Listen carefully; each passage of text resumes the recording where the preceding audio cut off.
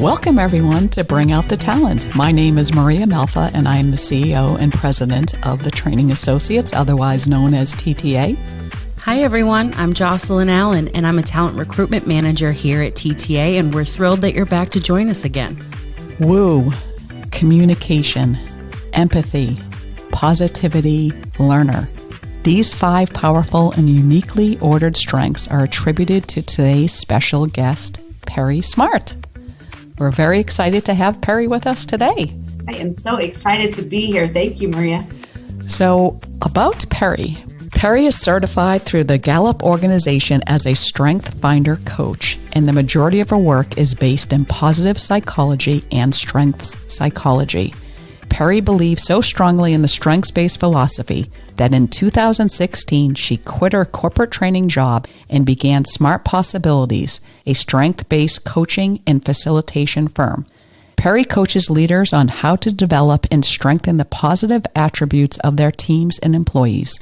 She teaches leaders how to manage to their employees' strengths and not focus on their weaknesses, ultimately leading to improved workforce engagement and employee retention.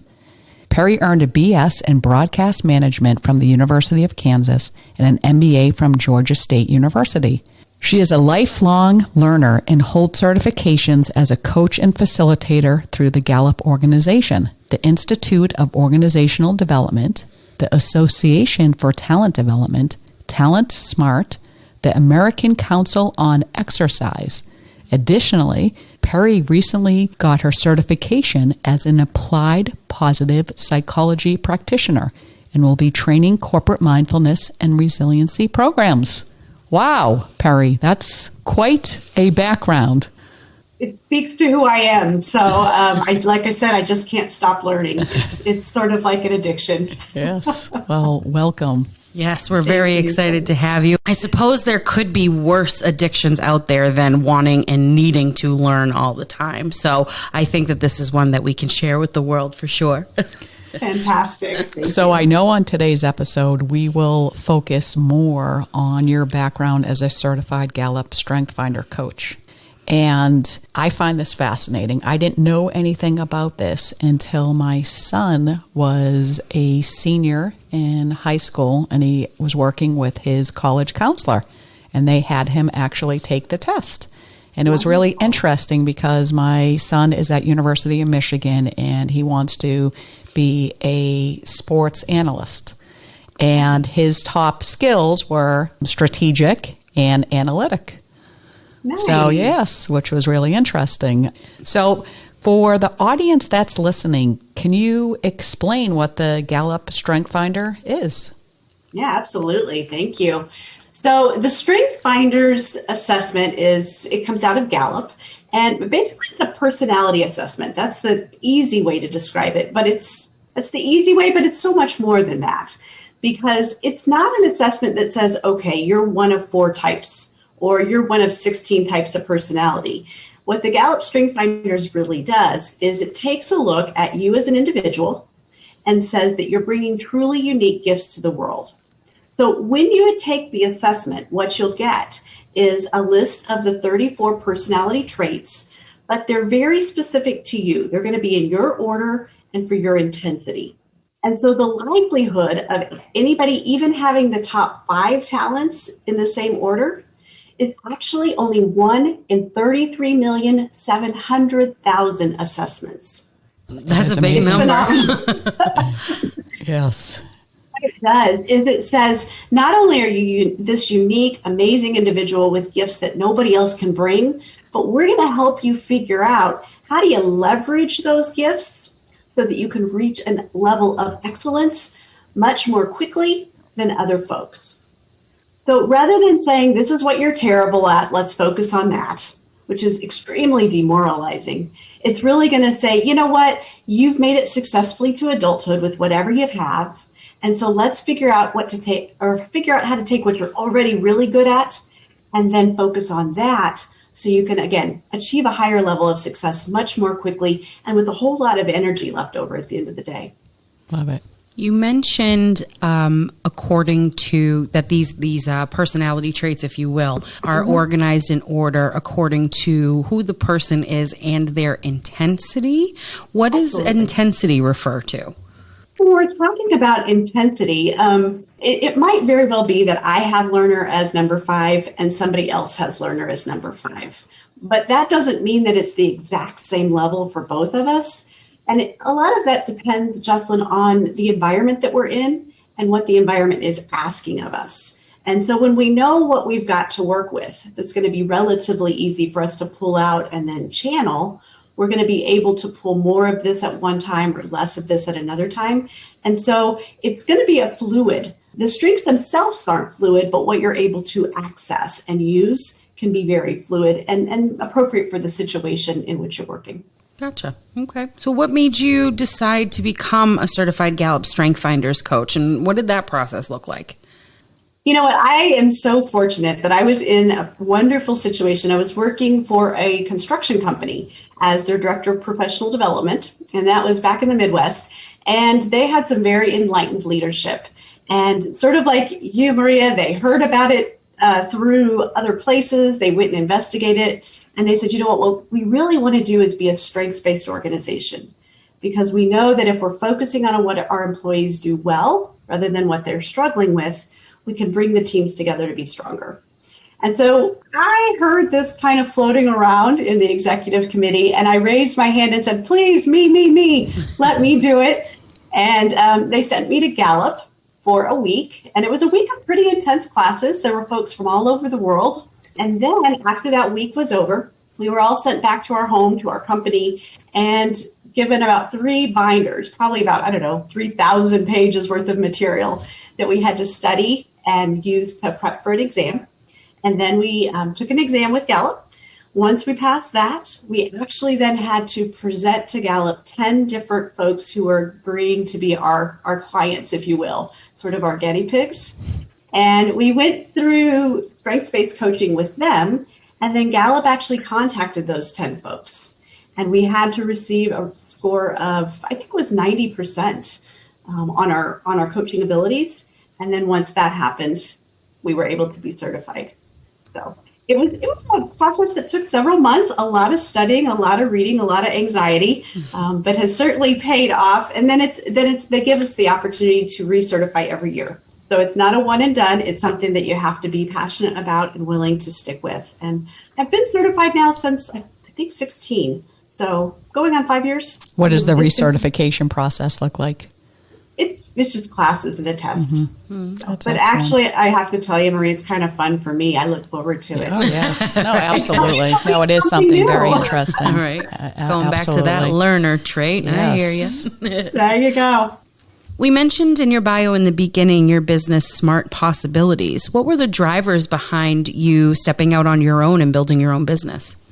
I was really loving the program that we built at the construction company. And I came to a place where I thought, I want to do this full time. It was part of the responsibilities I had, and I loved where I was working and who I was working with. I'm so passionate about strengths and the strengths message that when I wasn't getting to do that part of my job, I was feeling a little let down. And so I decided that the way that I needed to feed myself was to actually be able to focus more on the strengths. And then in that way, by going out on my own, I knew I'd be able to reach folks across lots of different industries. So I have to admit, I took a little trip and I sat on a beach and did a lot of thinking, a little bit of praying. And then I came back, and before I could change my mind, I just kind of jumped.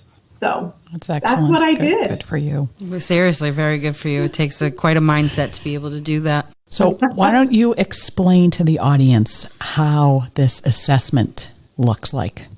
Absolutely. So what happens is that when you're interested in taking it, you can go online, and it takes about 30 minutes, but it's an online assessment, so it's available to anybody. There is a small fee. But once you take the assessment, you automatically get your results. So the results appear on the screen. And like I mentioned, it's going to be 34 different strengths or 34 different talents as they appear in what I refer to as your talent DNA. And then when you take a look at those 34, The report breaks it down and explains how to read the report. Lots of times coaches can help you with that as well. But when you get that list of 34, there's 3 areas I always like to help people focus on. The first area is going to be what's called your top 5. And your top 5 are also known as your signature strengths.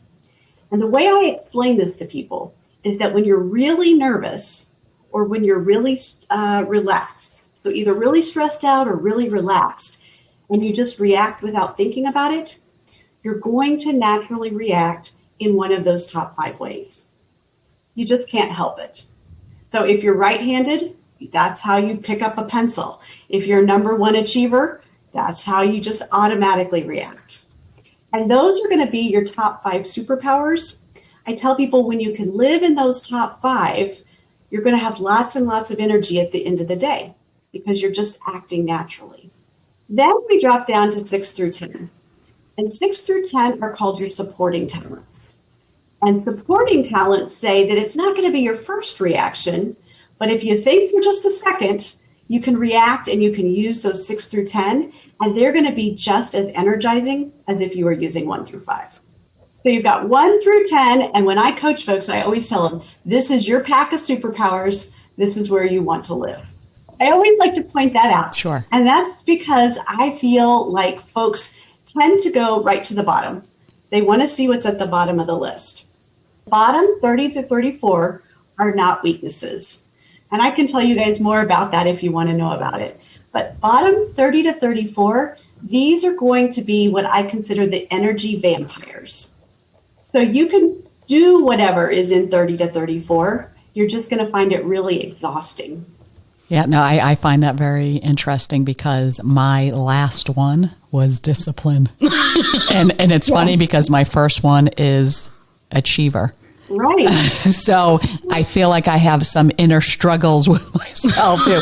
I want to achieve, but I need to be disciplined. And obviously, here I am, a middle-aged woman now. So I've learned how to, become more disciplined, but that's definitely something that I still struggle with. Like I'm always late, and I've always been late my entire life. Like I completely underestimate time. I don't realize that time moves actually. Sometimes in the morning, it's like, oh wow, how did this half hour pass by? But it is really interesting. And there can be a couple of things going on with that, Maria. Yes. So discipline just says you like structure and you like routine. And my guess is if you have to be routine, you can do it, but it's not natural. Correct. Correct. Yes. I'd rather have. You're agile. Yeah. That's what I mean, just the nature of, I think, this business and I think even my life, it's just been more of agile and kind of responsive and going with the flow. And so that's interesting. And achievers, by the way, I'll share this with you. Achiever is the number 1 talent of Americans. So when you look across all Americans who take the assessment, achiever is the most likely talent to be in the top 5. And achievers like to get a lot done. So they're very energized by list. And I'm just going to speculate that because you really get energized by a long list of things to do, that discipline of following the structure, it doesn't work for you because you got to keep moving. You got stuff to do and things to check off your list. True. Absolutely. Well, we did the Clifton StrengthsFinder assessment many years ago for the whole group with a coach, but now we also have it part of our onboarding process where everybody takes it. Wonderful. But we're definitely not using it to its full capabilities. And I know we did have a lot of people that had achiever for their first strength. So that's interesting on what you said, that being the most common first one. So we did have employees that did have some of their 5 top strengths in areas where they did not think sounded too cool. So for example, somebody had discipline as their first one and they were feeling like, oh, this is no fun. I have discipline. But as we know, there's no right or wrong, good or bad. And the couple of people that did have discipline for their top strength, I value them very much for that. They're very organized. They're very structured. They're in a role that they need to be very organized and very structured. It's interesting. Balance, yes, it right? does. Yeah. Yeah, I always say that as an individual, we cannot be well-rounded, but I love where you went with this with your team, because as partners or as a team, we absolutely can. And we've got to have a good mix of all of that. Otherwise, we don't need too much woo on a team. That's the one people normally think is fun, but too much woo and we're not getting anything done. We need some of that discipline. Right. Yes. No, absolutely. We have some sales reps that have woo, which is definitely a good thing too. Comes in handy, right? Absolutely. I think it's interesting what you said too, Pari, about how sometimes people go right to the bottom. Mm-hmm. What is it about our innate quality or characteristics that make us want to do that? Because innately, that is exactly what I do too. I'm like, what's not going to be the top 5 here are those things that I want. Like, why do we do that to ourselves? I think there's 2 reasons. One, I'm going to say, Jocelyn, is evolutionary, so you can't help it. Okay, we have something called a negativity bias, which is we want to know the bad because it might hurt us. So we want to be aware of what is out there so it doesn't hurt us. I think the second reason is corporate America tends to say, when they help people do professional development plans or goal setting, this is what you're fantastic at. This is what you're terrible at. Let's spend the next year focusing on what you're terrible at. And so I think we've kind of been trained to do that. But what we know happens is that when we focus on what we're terrible at, we might go from terrible to mediocre. But then, because we're putting all of our time and energy into that, we're not going to focus on our strengths. And so our strengths, which we are naturally good at, may also fall down to mediocre. And then you've got a whole boardroom or a whole office full of mediocre employees, where instead, if we could focus on what you're good at, focus on those disciplined folks, let them be the disciplined Maria, and bring us all together, we can have this really amazing, well-rounded team. Plus, your folks are engaged. They don't want to leave the job, and they've got energy left over at the end of the day to do other things that are important. It's a good argument, too, for why this kind of assessment works so well organizationally, because I think that there are some arguments out there that maybe assessments don't necessarily create a well-rounded environment, right? But this one is saying, no, we want to find out everything that's great about you so that we can, as a full circle functioning unit, get everything done with all of the strengths, all of the people, each department is functioning the way that it should, and then we come together and flourish. Is that one of the reasons why you decided that this was a great route to take assessment-wise? There's so many out there. Why do you prefer this one? I have taken many of them, and I do prefer this one, and I think I figured out the reason why. I think it's because my number 4 is positivity. And so my spirit is one that I'm always looking for the positive. I'm naturally looking for what's going well or what's going right or the lesson we can learn when things go wrong. And so this really spoke to me. Instead of telling me all the things that were wrong with me, because I already know those. I've looked at the bottom of the list too, Jocelyn. Instead of telling me what's wrong with me, it says, hey, Pari, these are the gifts you bring. And to me, that's just such a much better use of all of our time. Is that how do I take these gifts I have and really focus on those and hone them so they can be something special? My strengths tend to be very, I would say, in the emotional realm. So I have been told before, you are too emotional or you're just kind of a hot mess. And so we hear you, sister. No. What this has allowed me to do is figure out how to be very deliberate in when to pull the emotion out, when to reel it back, when to use it for my advantage, how to be deliberate about it. And I just felt like with some of the other assessments, it was like, okay, this is who you are. These are the things you aren't. Go work on that. Mm-hmm. And it just didn't give me a real sense of self, like the way the Clifton StrengthsFinder does. So, Pari, when you're working with organizations and you're doing the Gallup StrengthsFinder assessments, how do you go about working with them once they get the results? What does the process look like? Yeah, that's a great question. It always starts with what the objective is, right? So it's a matter of sitting down with the manager and saying, what's the objective of doing this? Because I've used this with teams who aren't functioning very well, and the objective is to figure out how do we work as a team. I've also used it with managers who just want to individualize their supervisory style so they can get the most out of each person. In which case we sit down and we figure out what are their strengths and what motivates them based on that. And then what are your strengths and how are they going to clash or how are they going to complement each other? So again, there's a couple of different ways to go about it, but I think you're onto something that is a lot of companies will take the assessment or have their folks take the assessment and then just almost treat it like a party trick. Like, okay, that's who you are. Good for you. But what I always tell folks is when you take the assessment, you get a sense of self-awareness that you wouldn't have otherwise. And that's really where it starts. I hear a lot of people say that what the assessment did for me is helped me put into words things I always knew about myself, but wasn't able to express. And I think that's really, really powerful because once you start understanding who you are, you can also understand how others perceive you. And then when you take a look at maybe challenges you've had in the workplace with projects or with individuals, you can start to look at the full picture. Is that okay? For instance, I have woo and that can come off very strong. And if I'm working with someone that has woo very low, just a little bit of woo is going to come off way too strong. So it allows me to be deliberate in how I present based on the audience, but then it also allows me to understand, why is Jocelyn acting that way? Oh, she's not just mean.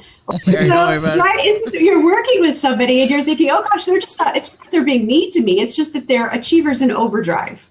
And I don't have achievers. So it's a place where our strengths are conflicting. So again, it's just a matter of figuring out what's the goal of using it. If it's to try to figure out how do we have a stronger team, then we want to continually add those new folks into the matrix that you're creating, Maria.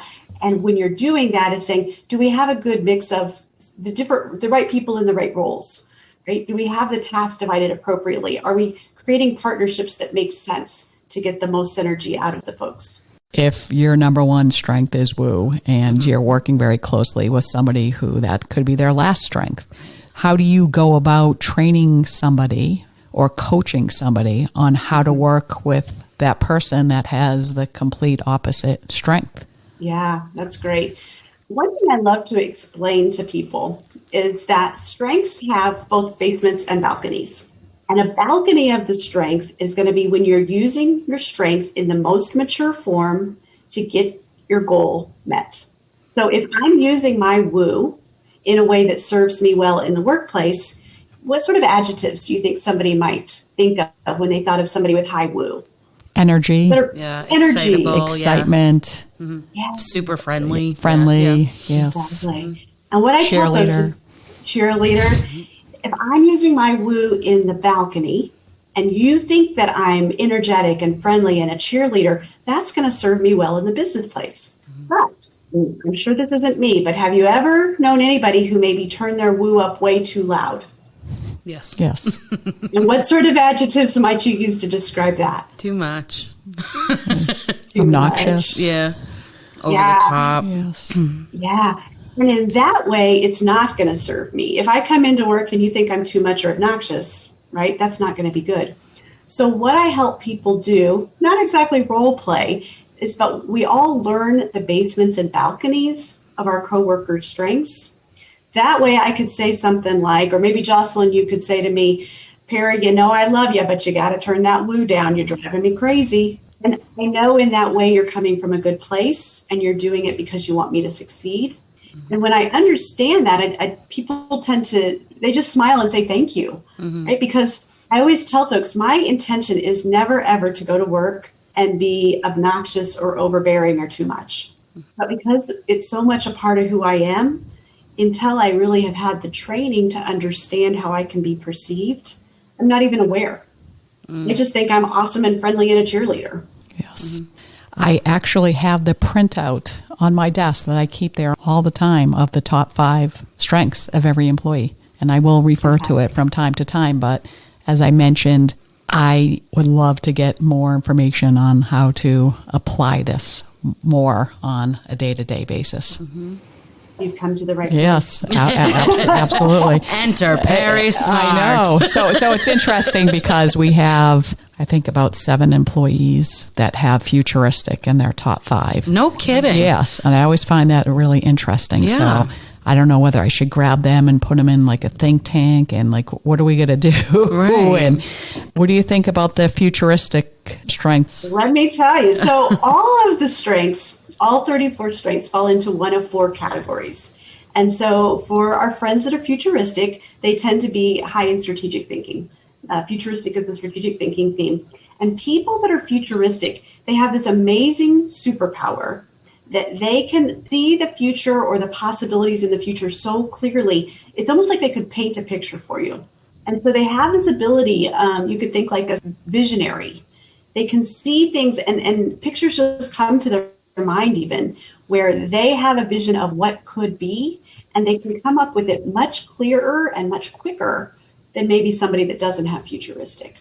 Oh, this is so cool. It's really I love interesting. this conversation so much. So what about another question that I think about a lot is, say I was going to hire somebody for a position where they really needed to be strategic, and strategic was in their bottom 5. Okay. What do you do? Like, how much weight do you put on this? Yeah. Number 1, don't panic. Okay. Don't panic. Yes. And here's why. Like I said, all of the talents fall into different buckets.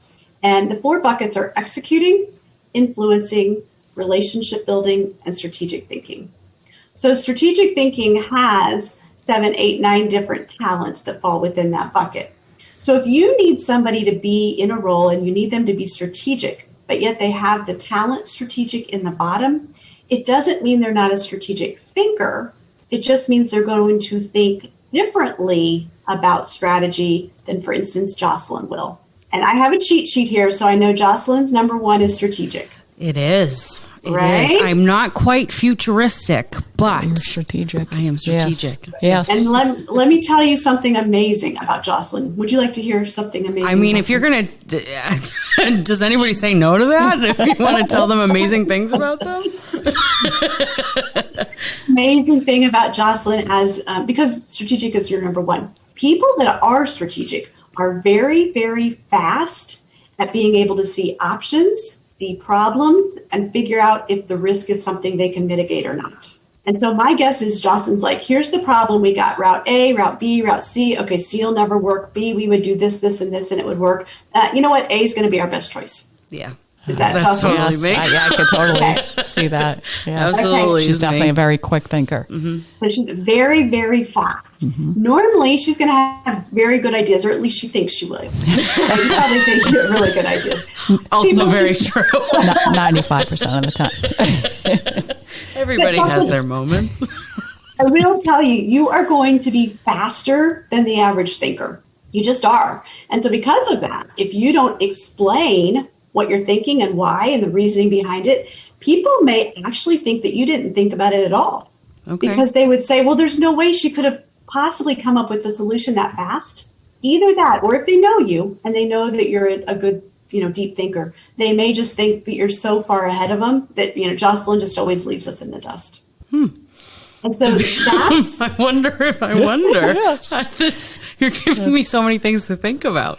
So that's the basement of strategic, right? Okay. So your weakness, Jocelyn, is not what's at the bottom of your list. It's actually if people perceive you're strategic in a way that doesn't serve you. So that's your greatest weakness. Now, Maria, going back to your person who doesn't have strategic, it doesn't mean they're not a strategic thinker, because they might have things like input, futuristic, learner. And so because of that, they think strategically. They just might not be as fast as Jocelyn. If they have analytical, that's a strategic thinking theme. That's going to be somebody who says, you know what, give me the numbers. You're going to have an excellent decision because I'm going to scrutinize those numbers and everything will be perfect. Or for those futuristic people, they're going to say, hey, I'm a strategic thinker because I've got this amazing vision of how the future could be. Now let's get our analytical in here and we'll get Jocelyn to do a check in the ideas we've come up with. So this just goes back to that idea of a team. We all have what we need to do our job. We're just going to approach it from a way that makes sense for us. Very interesting. My assistant has strategic for her number 1. And I know that absolutely it's so helpful to me, because a lot of times, I'm juggling a bunch of different things and she will come in and trying to figure out when I should have a meeting and what makes sense. And she will look at it and say, well, because you have this and this and this, I suggest you do this tomorrow. I'm like, perfect. All right, done and done. Yes. Oh, No, it's really interesting. Yeah. So don't tell that candidate necessarily that they wouldn't be a good thinker. I mean, that's where you'd say, what have you done in the past? Show me. But just know that they may approach strategic thinking differently than Jocelyn would, but it doesn't mean they're not good at it. Okay. So, Pari, I've heard that your top 5 strengths can change over time. Is that true? Do they change a lot? Yeah, that's a great question. I get it almost every single training session I do. And so what Gallup will say is this, that the research and the studies will say that because these strengths are inherent to who you are, you will not normally see major changes over time. So maybe your number 3 would drop to number 5, or your number 2 would drop to number 4, or number 9 goes up to 7. But if you haven't had some very specific traumas in your life, your personality doesn't normally change a whole lot after age 19. And because of that, Gallup will stand behind the results. If you're 19 or older, you've taken the assessment, what they're going to argue is that while you might see little shifts based on the environment you're working in, you won't see major shifts unless there's been a traumatic event that actually has changed your personality. The other thing I like to tell people is sometimes they'll say, yeah, but my 6 went to 8.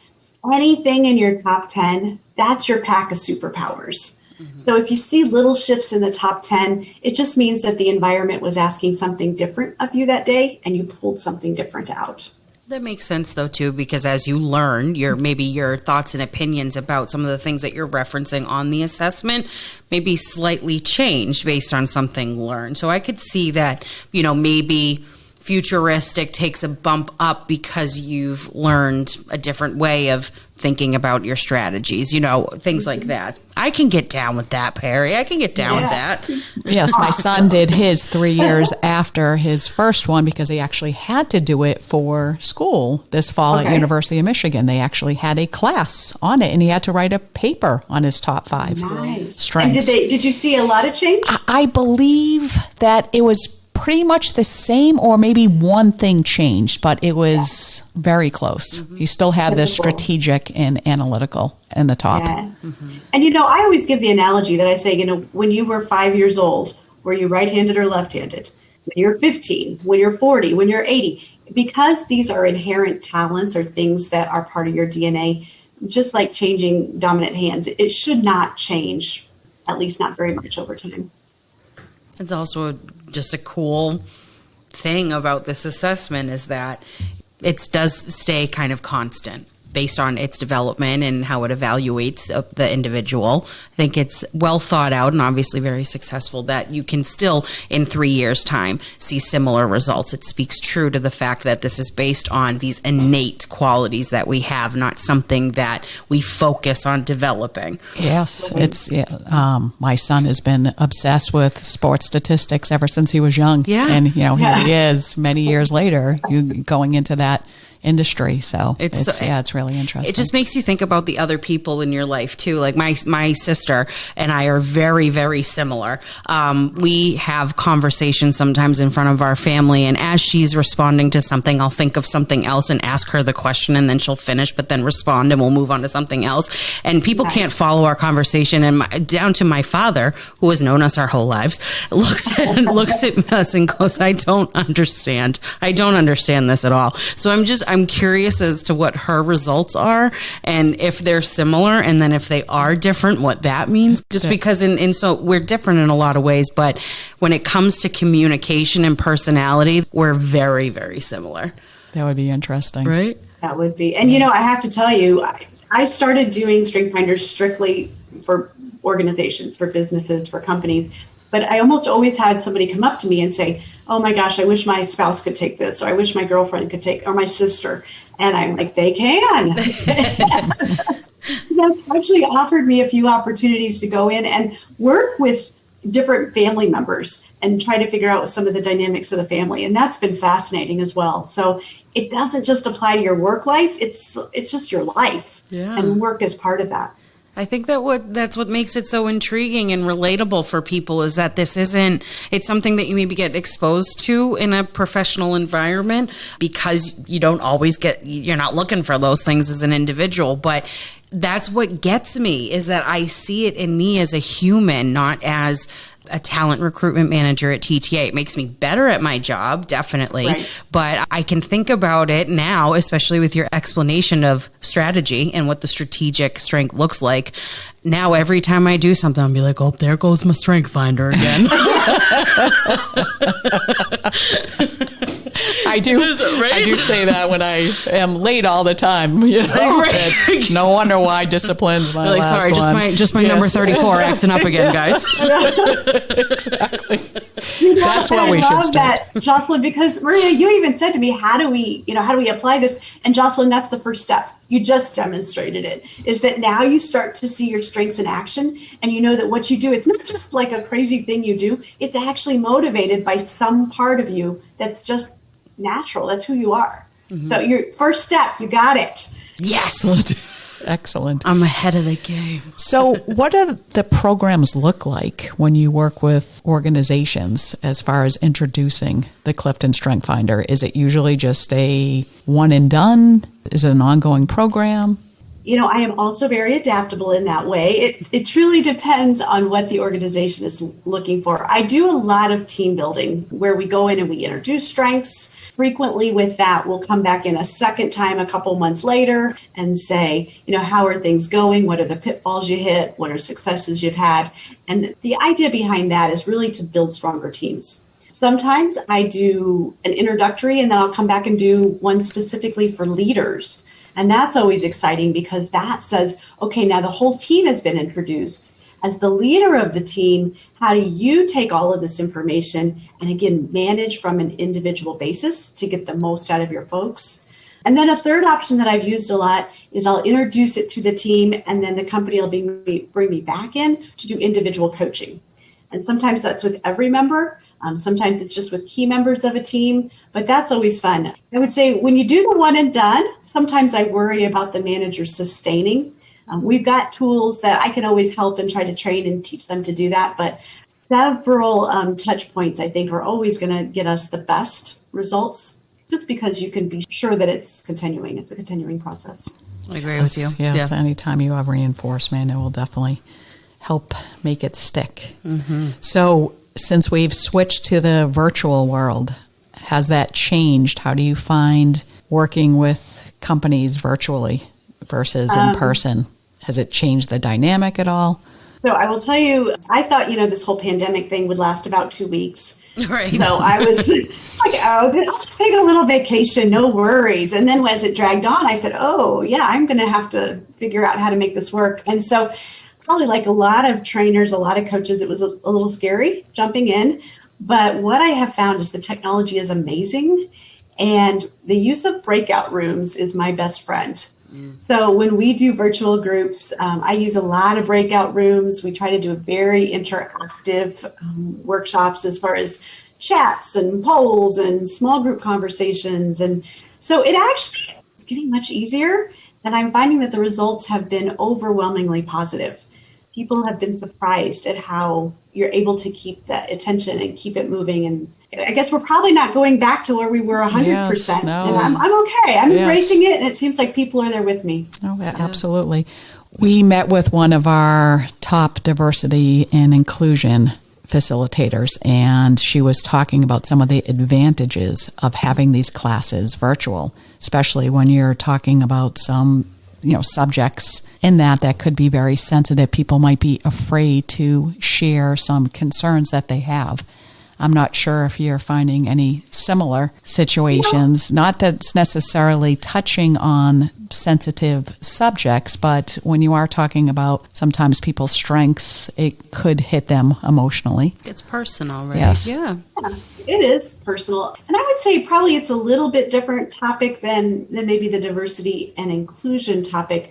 One benefit I have really seen, though, is we've been able to bring teams together that might not otherwise be together. Yeah. And so what I have had people say, in fact, the last workshop I just did last week, somebody said, I love the fact that you made everybody turn their cameras on because I have seen teammates for the first time ever. Wow. Oh, wow. Like we are remote, like we all work separately, and I've never actually seen their face. And so I almost feel like in some of those scenarios, we're able to build stronger team bonds. I did a group where I had folks in India, folks in Australia, and folks here in the US. And they had said that they had never seen each other's faces. And so being able to share that actually over video was something that, I wouldn't have expected to see that as an advantage, but it was actually a pretty strong moment. So we're looking at our top 5 here, Pari, both Maria and I, and we both have achiever and input in our top 5. I know that there's something a little like a cool explanation for why our achievers might look different, but I don't know what the heck input means. I know what the word means. I have no idea how it applies to my strengths. Could you, before kind of getting into the achiever piece, can you tell us what input is? Yeah, absolutely. And sometimes these labels are a little bit confusing, which is why having a coach is always a good idea.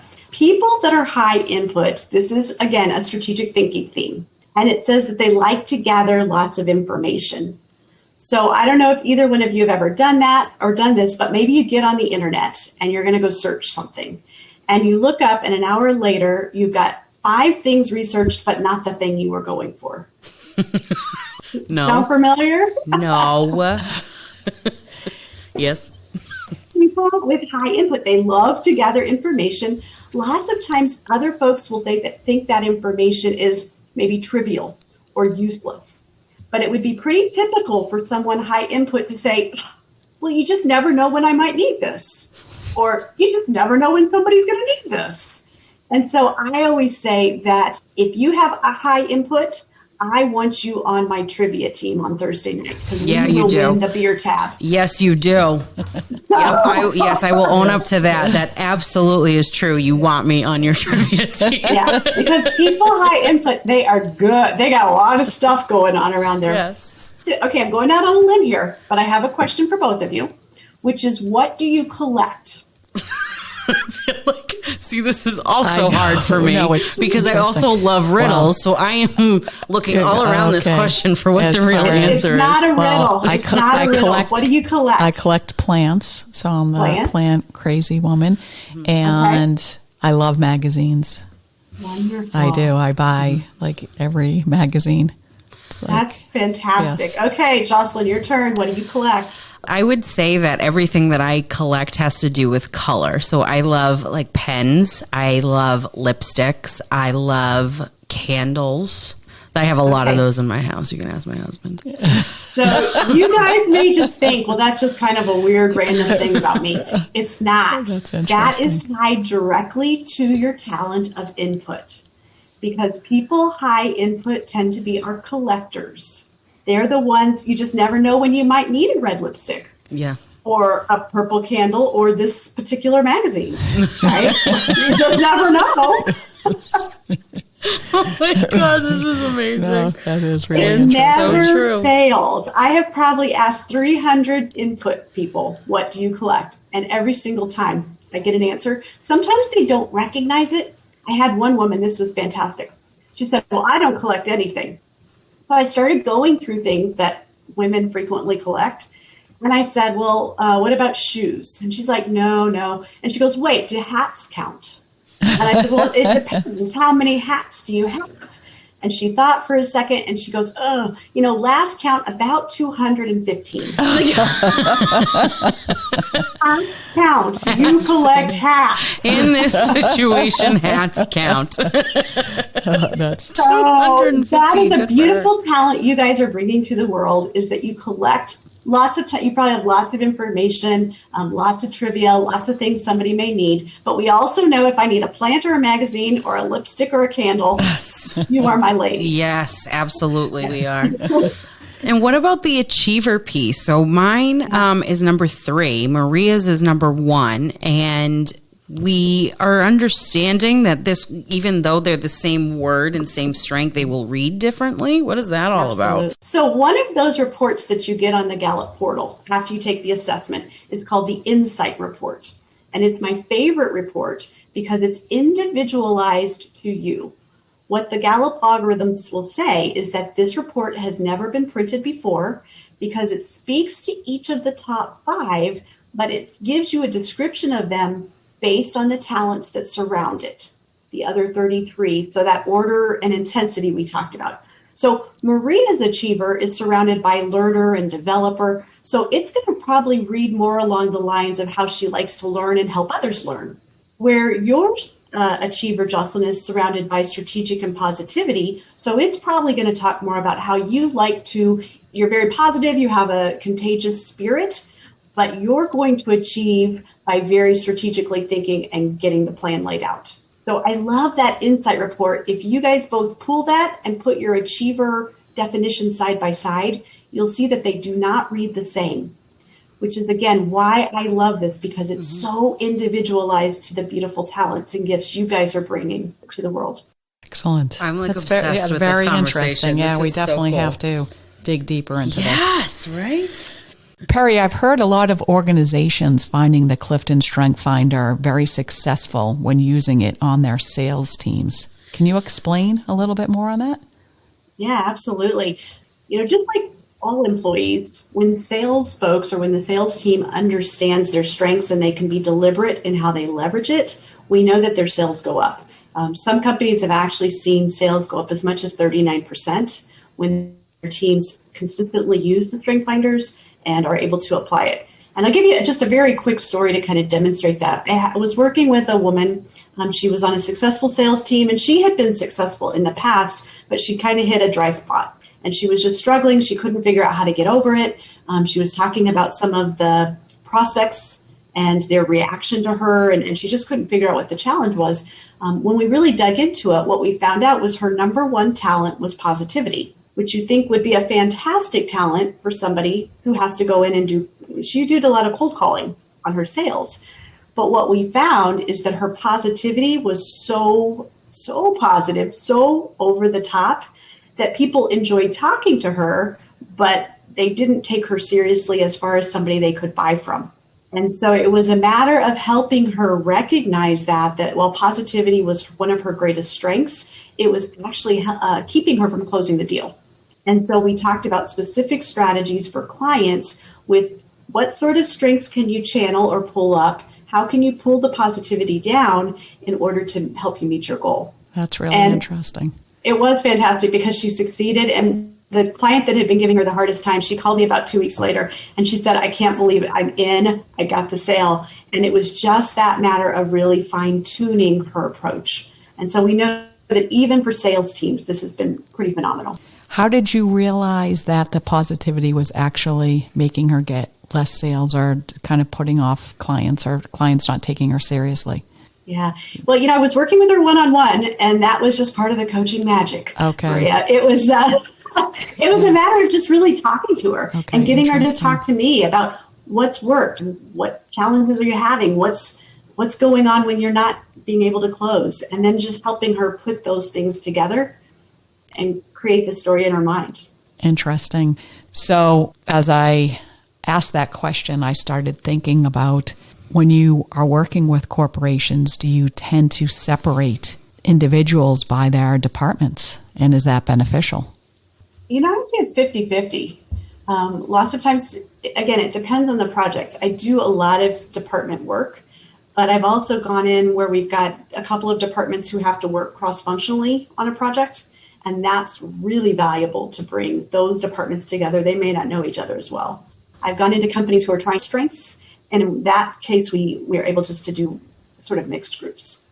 This has been such a fun conversation. We've talked about so many different layers of the Strength Finders and the benefits of bringing in a coach to one's organization. To weed out maybe some of the fun that we've displayed, or not necessarily weed out the fun, but what are some of the things that concretely you can say is a reason why bringing in a Clifton Strength Finders coach to your organization and bringing these assessments into their world can benefit the growth of their organization and their business? Yeah, that's a great question. And when I think about it, there's so many different benefits. So number one, I'd say is self-awareness, because anybody in your organization can be a great leader, but the best leaders know who they are. And so once they understand who they are, they're able to lead in a way that's going to be very genuine to who they are. I'd also say that from a corporate level, when we use Strength Finders with teams, we know that engagement goes up, we know that accountability goes up, and we know when we go back and poll those teams about satisfaction, those teams are actually 66% more satisfied with the quality of their entire life than teams who don't take it. Wow. So not only are they going to be happier and more productive at work, you're also going to have employees who are healthier and happier at home. That's such an incredible thing, right? Said. Pari, we cannot thank you enough for bringing such amazing insight into an assessment and a program that we were already obsessed with. Because there's obviously, you've proven to us how many layers there are, how many benefits there are. I think we're excited to tackle this again and try something new. And I hope that what we've done is provide that to organizations who are listening, that this is something that could change your life individually, but all of your people's too. And who doesn't want to have that impact on their people. Yeah, that's great. Thank you so much. Thank you so much, Pari. It was a true pleasure. Bring Out the Talent is a Mudhouse Media production.